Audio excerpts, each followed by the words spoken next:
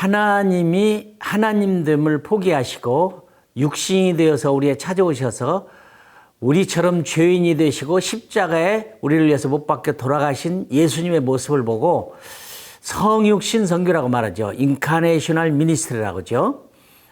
그러면 선교사가 현장에 가서 성육신 선교를 한다는 말은 무슨 말일까요?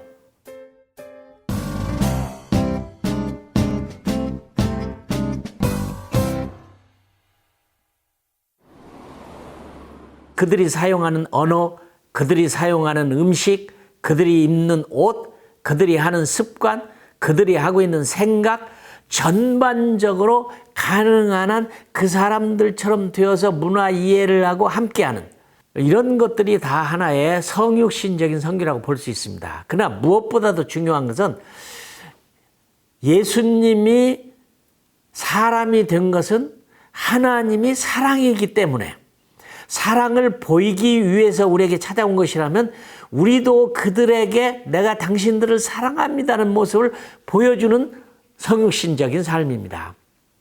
저는 살면서 느낀 것은 사랑은 속일 수 없다는 것입니다. 거짓말로 사랑할 수 없다는 것입니다. 너무너무 잘합니다.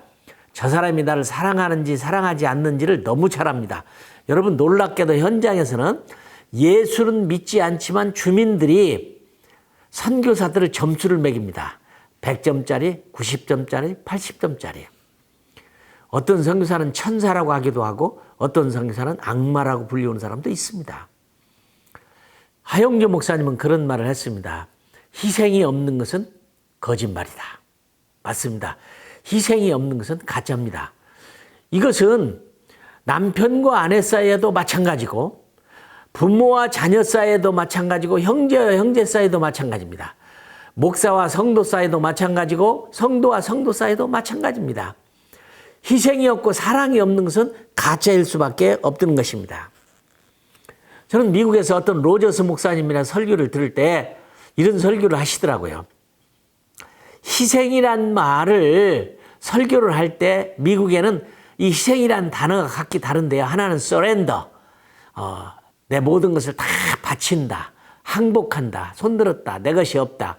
근데 사실은 surrender란 말은 살려고 항복하는 거죠.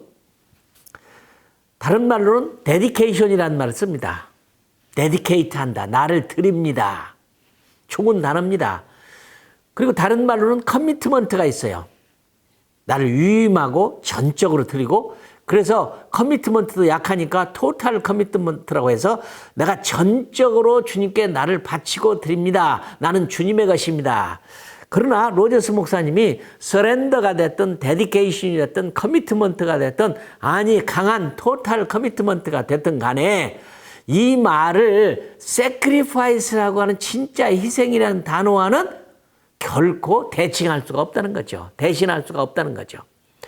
여러분 희생이란 말은 머리를 자르고 팔다리를 자르고 내장을 꺼내서 각을 떠서 불로 들이는 것을 번제라고 우리가 부르는 것이 이게 희생입니다.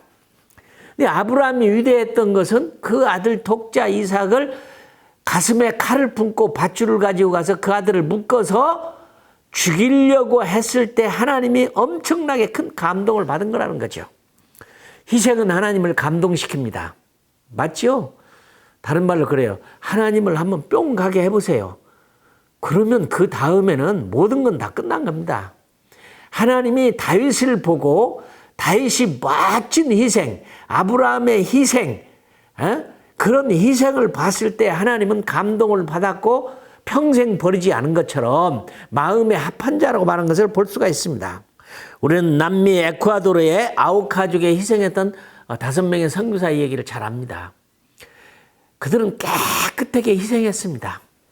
자기들이 총을 가지고 있으면서도 그걸 쏘지 않고 대창에 찔려 다 죽었습니다. 근데 그 열매는 그들 모두가 다 주 앞에 돌아오는 놀라운 열매를 맺었습니다. 그 웩이라는 선교단체에 가서 예배실에 가서 보면 각 나라에서 순교한 흑백 사진의 순교자들의 사진이 쭉 둘레에 있었습니다. 그들의 순교가 있었기 때문에 오늘날의 교회가 있는 거죠. 시티 스타트. 그런 여러분 아시는 대로 케임브리지 대학을 졸업했습니다. 아버지는 백만장자입니다. 본인은 스포츠맨으로 크리켓이라고 하는 유명한 영국 야구의 선수였습니다.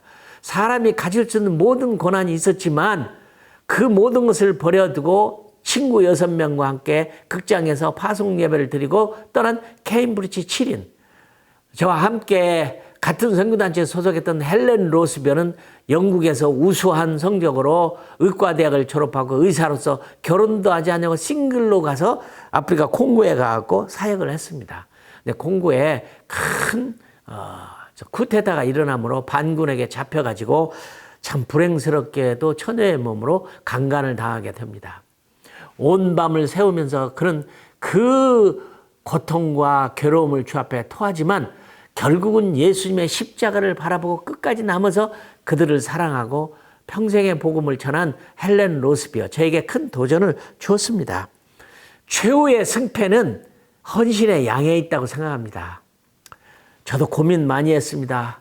아프리카 그들을 진짜로 사랑하게 해달라고, 깊이 사랑하게 해달라고, 진짜로 사랑하게 해달라고 기도를 했었죠. 그 사랑이 없는 한 우리가 전파하는 복음은 별로 큰 의미가 없는 것입니다. 사람들은 우리를 통해서 복음을 듣고 싶어 하는 것이 아니라 우리를 통해서 복음을 보고 싶어 합니다.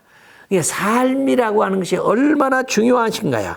한국 부흥회도 마찬가지입니다. 한국 부흥도 많은 선교사님들의 희생과 더불어서 한국 성도들의 희생이 있었습니다. 제가 영국에서 도서관에서 어느 날 책을 한 권, 아주 얇은 책을 꺼내서 읽었는데 깜짝 놀랐어요. 영국 선교사님이 평양에서 동구 밖으로 복음을 전하러 가는데 밭을 갈고 있는 농부가 있었는데 깜짝 놀랐어요. 밭을 갈고 있는 농부가 보니까 소가 2마리야 되는데 한 마리는 소, 한 마리는 사람이에요. 그러니까 사람과 소가 함께 가면서 밭을 가니까 너무 놀라서 쫓아가서 여보시오, 이럴 수가 있습니까? 어떻게 소 대신 사람을 써서 밭을 갑니까? 그들의 얘기를 들어봤더니 우리 교회가 이제 교회 건축을 하게 되는데 모두가 헌금을 하는데 우리는 바칠 게 없어서 식구들이 아들과 상의를 해서 소 2마리 중에 한 마리를 팔아서 바치고 한 마리는 아들 대신 끌겠다고 해서 그렇게 해서 끄는 겁니다. 그분은 얼마나 감동을 받았던지 틀림없이 한국에 하나님께서 놀라운 역사가 일어날 것이라고 예언했는데 그대로 일어났습니다. 맞습니다. 성육신적인 선교, 예수님이 우리에게 보여주신 것입니다. 선교사도 그대로 한다면 모두가 어느 곳에서나도 성공적으로 너무 아름다운 영적인 열매를 충분히 거둘 수 있으리라고 믿습니다.